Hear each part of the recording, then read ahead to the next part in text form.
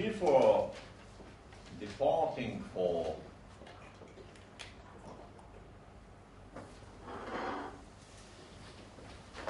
the next figure with Angel Kozak, I would like to say something referring to the question of Hussein. You know that Dr. Misbahi gave me a good guidance to reply to that. You are a prophet. Okay.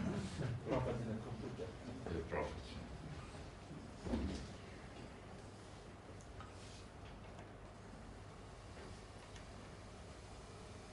The fact I said that it is not possible to philosophically define a common ground for that, this does not mean that you cannot question. You can question all of these ideas, as you can question the world of imagination.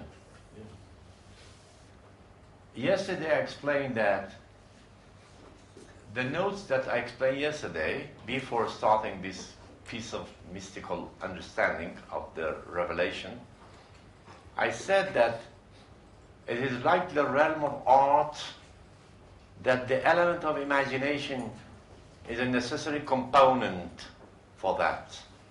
You cannot neglect that. But this does not mean that each imagination could be translated in a common ground for everybody. Look at the world of science. When von Neumann tried to realize the idea of this computer that we have today now, all of these things, the imaginational point of that was that he thought that, is it possible that I reduce all of events in the universe, in our surrounding environment, to yes or no? This was the imaginational starting point. He did that, but the outcome, which is this computer and thing, was not necessarily defined by the realm of that imagination. Okay? Questioning that imaginational entity is different from finding a philosophical ground for all of that. I think we can come back to that through another example that we are here, Ainul Qazat. Doctor, I think, did you want to add something to that? Doctor, oh yes, you were going to. I don't add, just I ask. Okay, sure. So my question is, I think those questions are very important, and I try to we talk about them.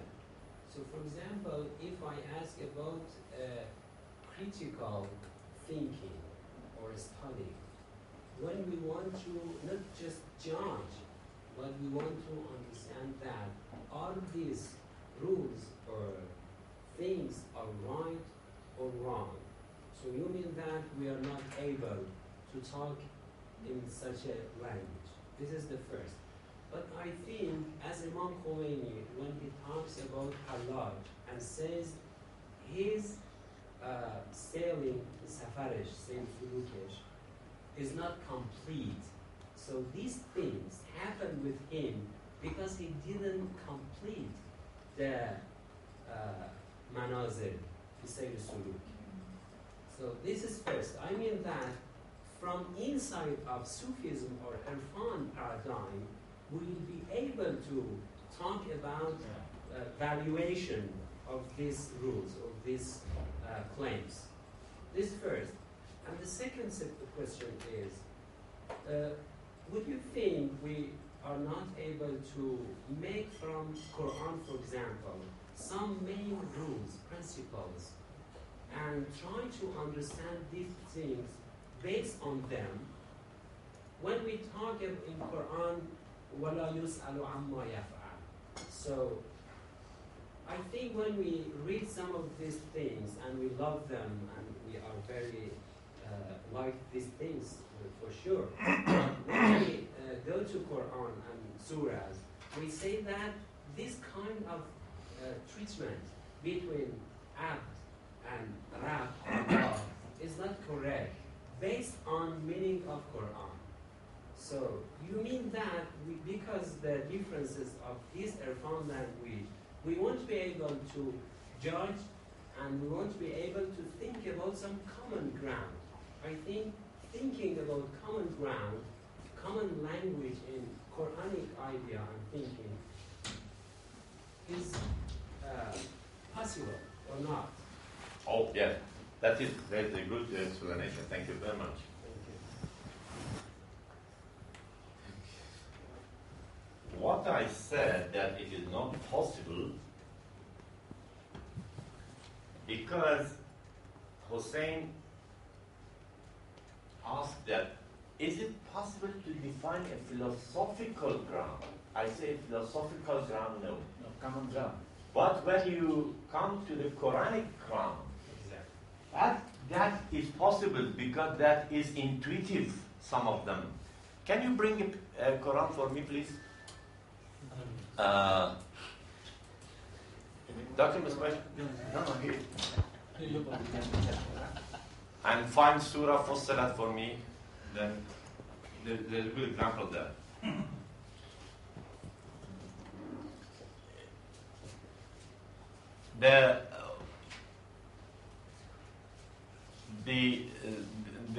The point explained by the distinguished brother is very valuable because a common ground may come from the text of the Quran because it is not philosophical only. It is based on some kind of intuitive understanding of the religion.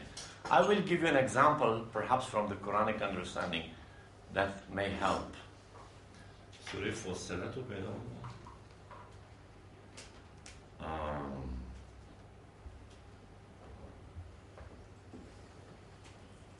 Fussilat.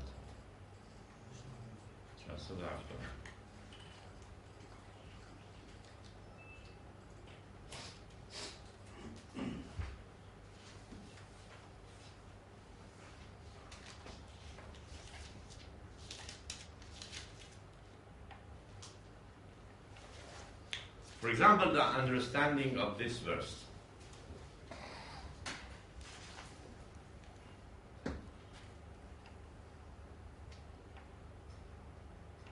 ثم استوى إلى السماء.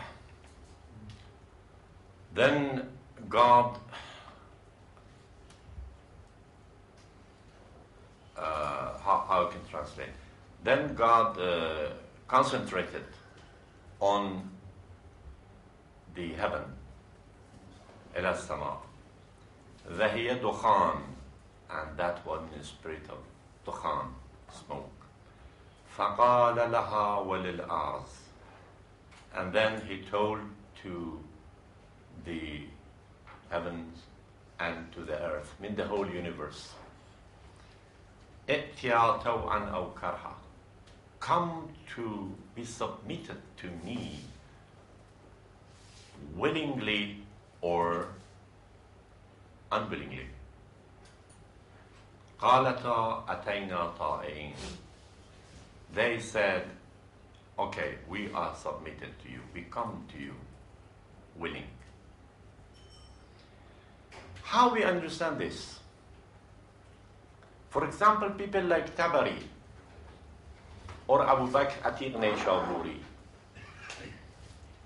they believe that there was really such a conversation between God and the universe. Really, there was such a conversation, and God asked them, and they replied. This is one level of understanding. But people like, for example, Sayyid Murtaza in Al-Ma'ali, Amali, Amal al-Murtada, or in Majma al-Bayan, in Majma al-Bayan, in the case of the other verse of verse Alast, with أخذ ربك till the end. They say that no, this was not a real questioning and answering process. To understand this, Maybudi in his Kashful Asrar says that no, God is asking the universe, are you, my servant, coming to me with your will, or you are obliged to? Which one? However you should come. And they replied, yes, we come for our will.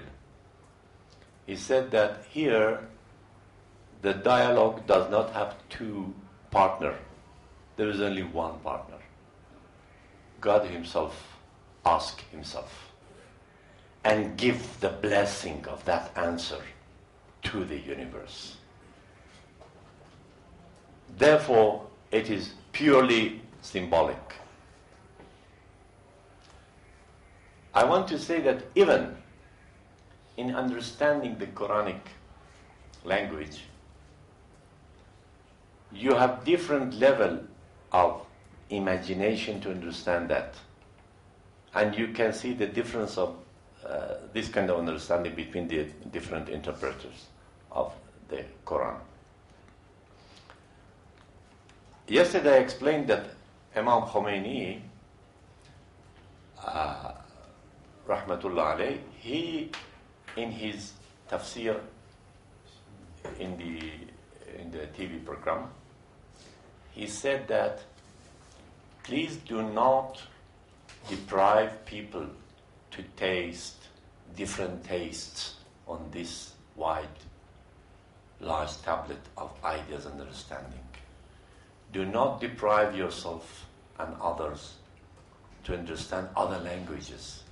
And he said that my job here, that I want to reconcile between these two languages, different. The language belong to the realm of fiqh, or realistic understanding, and the world of imagination. Keep in mind this. I think through Ain al-Ghazat I can explain that more. And in the end, if you have questions, we can have discussion over lunch.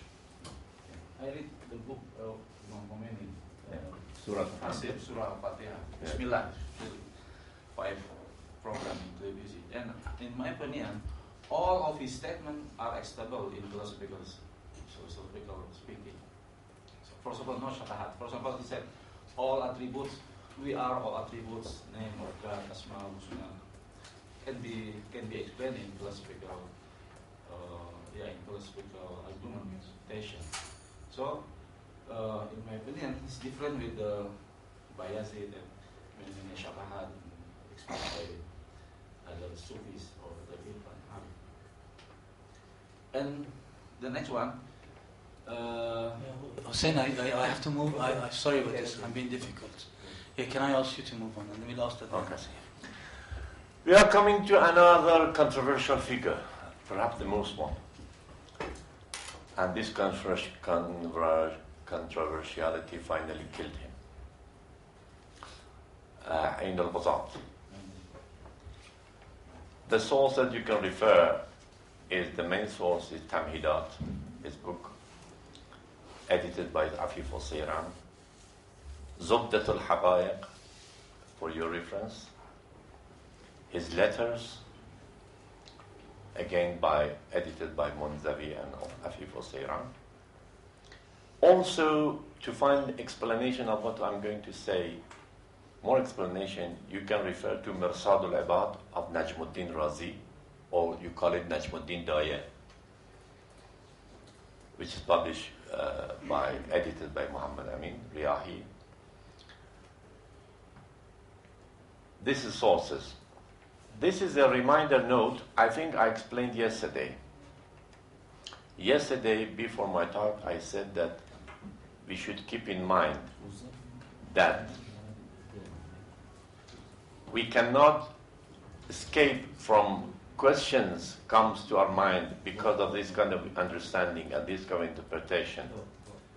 But that questioning is the only thing that that question may do, the main thing is that to push us to find a seat in the realm of this language. As we mentioned before, Ain al-Ghazat is an example of the most extreme Persian mystic, like his mentor, Ahmad al-Ghazali. Here, we are not going to neither investigate the theological base of his ideas, nor to defend or refute his intellectual paradigm. Rather, we want to introduce his intellectual endeavors. This is some kind of intellectual endeavors. That endeavor does not mean that we'll come to a final stage which explains everything. As it was explained by our distinguished brother in the case of Hallaj. He did some endeavors, but not necessarily came to the final stage. This is the reason that we say that to think of what could be the possible final stage in accordance with the revelation, we should finally refer to Ahlul Bayt. Because Ahlul Bayt, because of their sacred knowledge, according to our belief, they touched that final result. These are endeavors towards that result. And we should keep in mind the value of these endeavors, not necessarily the judgment. This is what Ayatollah Mutahari the other day, I said that, Mutahari says that endeavors, intellectual endeavors, like from philosophers like Kant and Hegel and others, he said that they are endeavors, very valuable. But this does not mean that they necessarily come to the right conclusion. But the endeavor is respectful. Our final reference is the explanation of Ahlul Bayt, because that is a ground that you will find a common base between that and the revelation. But we cannot stop different realm of imagination and intellectual endeavors to understand that level. Here, in the course of explaining Ain al-Ghazat, I will try to give some example from what Ahlul Bayt said and his endeavors.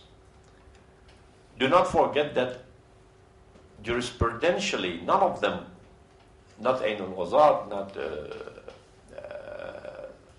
Kharagani, they were not Shi'i. But if you go to the intellectual base, you see the trace of the words of Ahlul Bayt. And perhaps this is the reason why, according to the chronological assessment of the situation, we cannot say that Bayazid necessarily met Imam Sadiq. But there is saying that he met Imam Sadiq, perhaps because this discussion has happened in the course of history, those who discuss it, because finally there is resembling items between what Imam Sadiq finally said and Bayazid's intellectual endeavors toward that.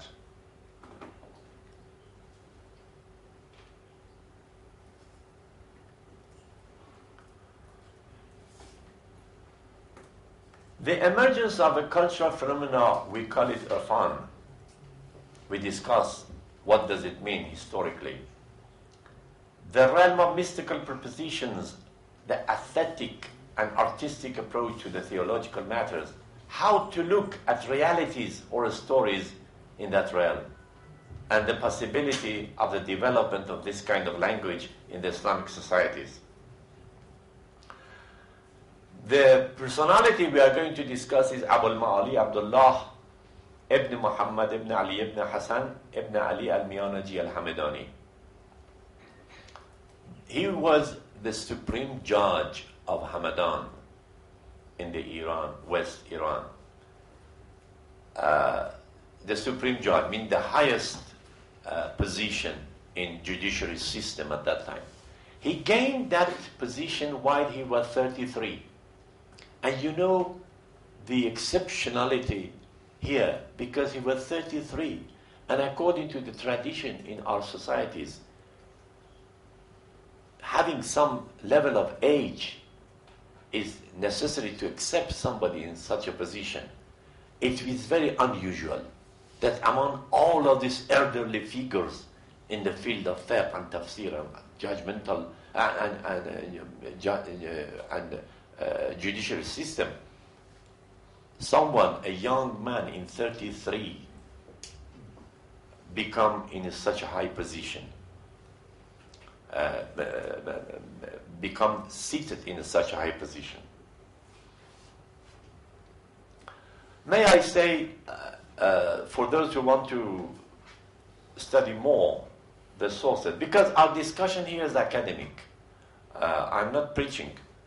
So we are going to define some, to introduce some sources for your further investigation. And in the course of our meeting till the end of this period, I am in your disposal to see and talk. Before the age of 24, his stage of mind was different. 11 books and treatises was written by him. For example, غاية البحث عن معنى البحث. He introduced his understanding of the day after of the Qiyamah. This was before 20, when he was before 24. After 24, something happened to him. He called it واقعة, meaning an event happened in his spiritual realm, so that a big change came to him. It is after that he wrote Zubdatul Haqa'iq in Arabic. Is a philosophical discussion, what you want, is a philosophical discussion on God, on Nabuwwah, and on Ma'ad, the day after. You can refer, if you want philosophical ideas of Ibn al-Jawzi, you go to that. His ideas on Nabuwwah and Ma'ad and God philosophically is expressed there. But here we are not, this course, my lecture is not philosophical, it is mystic. Again, you go to his letter, Maktubat, which is in Persian. These letters are philosophical, theological, and mystical. Again, the main word Tamhidat, preludes, or if you want to use the word of Kant, prolegomena, in Persian. And it is purely mystical. Tamhidat is purely mystical. Again, Shakwa al-Gharib, complaints of the alien, in Arabic. That was the hard period of time, his life, that he was under attack from many people. And he has some commentary on poetry of Baba Tahir. And he had another work, Yazdan Shanakht, in Persian, very beautiful Persian. Yazdan Shanakht, how to know God. And he has the book, another Lavayah. The same Lavayah you see from Ahmad Ghazali as well. And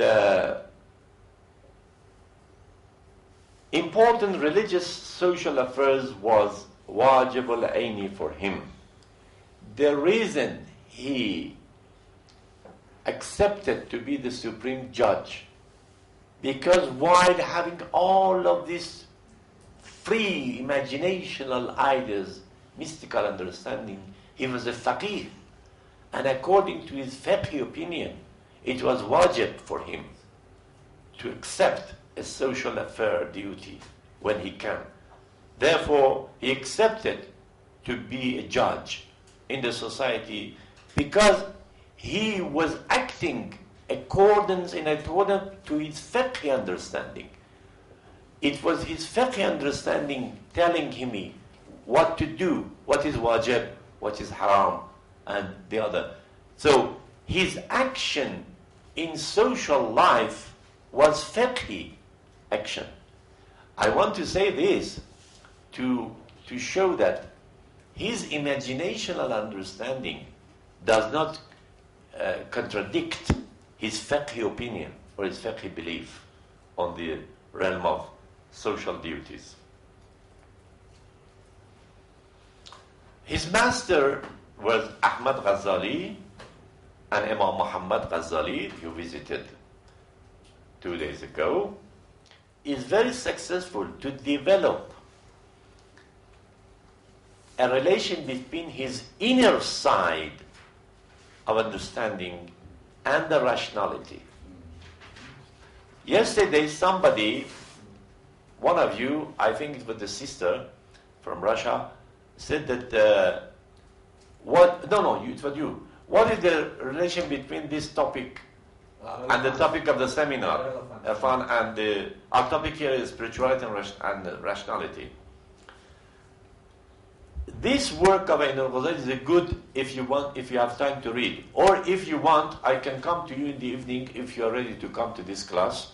We can sit down for hours. I will explain what is the relation. But to be very brief, when Jalaluddin Rumi talks about Imam Ali, you know Jalaluddin was not a Shi'i. But his explanation of Imam Ali's character is so strong that you cannot find any Shi'i personality who described like that. That is a good example of the relation between Irfan and Aql and intellectuality. Jalaluddin said that, addressing Imam Ali, Ey Ali ke jumla aql didei, shemme vagu az anche didei.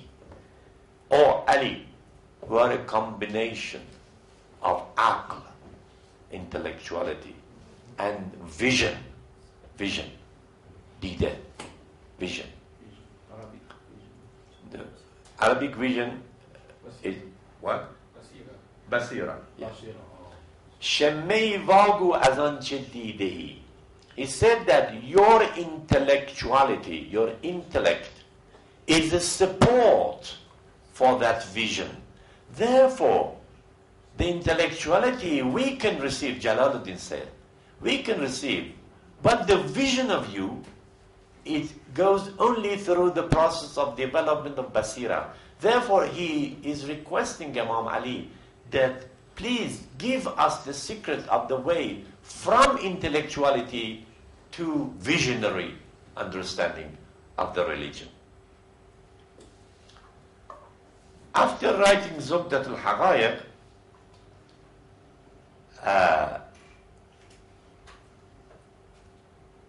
Ain al-Ghazali has chosen Avicenna's opinion, which is purely philosophical, over Ghazali, Imam Muhammad. Then how we can compare Ghazali with Avicenna, this is another thing. If you want, I'm at your disposal to discuss. Or perhaps Mr. Tehran will provide us with another 1 month period to discuss this. He accepts Avicenna's challenges on Ma'ad. Avicenna has lots of challenges on Ma'ad Jismani. He goes through that challenges, Ain al-Ghazali. Philosophically speaks. I'm saying this to explain that in the Islamic civilization, you see a variation, a mosaic of different languages which not contradict each other, but there are different languages. In the realm, it is supportive of each other. Saying that the Prophet used to rule كلم الناس على قدر عقولهم. Ain al-Ghazali said that my understanding is coming with this recommendation that كلم الناس على قدر عقولهم. Talk to people, Prophet said that. Talk to people in accordance with their capability of understanding. Therefore, he has chosen different level. In one book, he discussed philosophically. In the other one, he discussed theologically. And in his own deeds, actions, he follows the fiqhi understanding. Because he believed that all of these imaginational endeavors that we have, these are good for us to have some exercise, to be developed. But when we come to the realm of action, this imagination shall not conclude to action. The action should come from the imperative. Imperative. It is a key word munajjaz, tanjizi, imperative quotations from the source, Prophet or Ahlul Bayt.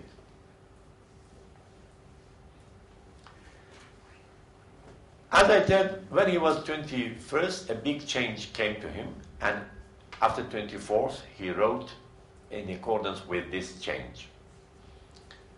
After that, he said that now I would like to see with the eye of basira, not with the eye of aql. He has written books with the eye of aql. He said, I want to continue with the eyes of basira. The quotation, don't forget the quotation I said from Jalaluddin Rumi for Imam Ali. We have not knowledge nor ignorance, not demand nor renouncement, not result nor fail, not soberness nor drunkenness, not with us nor with him. What is more painful than this? Tell me, when are we going to be relieved from this? He understands the pain of being surrounded, but all of these different languages, different realm of understanding. He said that this is a pain. If I was in a situation to understand only through one angle, then I wouldn't feel such a pain. But listen again to this. It's very crucial sentence that you can understand how these people led themselves to have a journey as far, a spiritual journey in different realm of languages, while they are keeping this commitment to go in accordance with fiqh. He said that, I repeat, we have not knowledge nor ignorance, not demand nor renouncement, not result nor fail. This my translation, I don't know, is very precise, but I tried my best. Not soberness nor drunkenness, not with us nor with him. What is more painful than this? Tell me, when are we going to be relieved from this? He is very cautious. But unfortunately, I am not cautious here, because I am saying all of this in front of people that I met recently, and I should take this risk that of misinterpretation of what I am saying. But please forgive me, and God forgive me, because this is a class. Mean that I don't want to preach. I don't want to prove everything. I don't want to argue over. I don't want to establish. What I want to explain in different languages.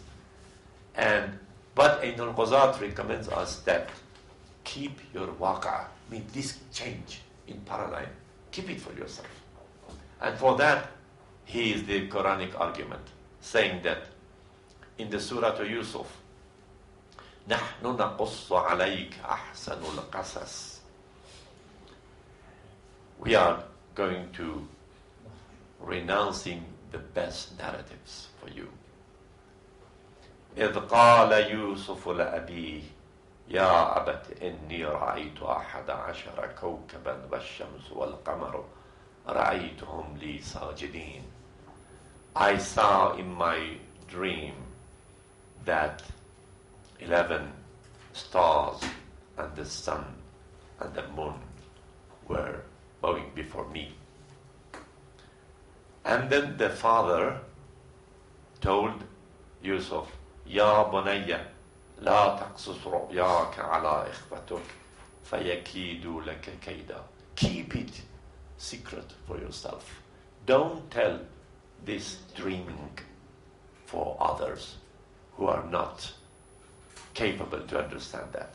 Ain al-Ghazal said that the understanding of this verse is applicable here, that what we are thinking of imaginations is like a dream of Yusuf. And the recommendation is that do not reveal that secret for those who are not in this situation. لا تقصد رؤياك. And Ainul Ghazal said that this is the reason I should keep it. Therefore, if you want to hear to me, keep in mind that I'm obliged because I'm a presenter. I should say these things. While according to Ainul Ghazal, I shouldn't, to do it easily. وَكَذَلِكَ يَجْتَبِيكَ رَبُّكَ وَيُعَلَّمُكَ مِنْ تَأْوِيلِ الْأَحَادِيثِ. This is the way that you have been chosen to give meaning, to reveal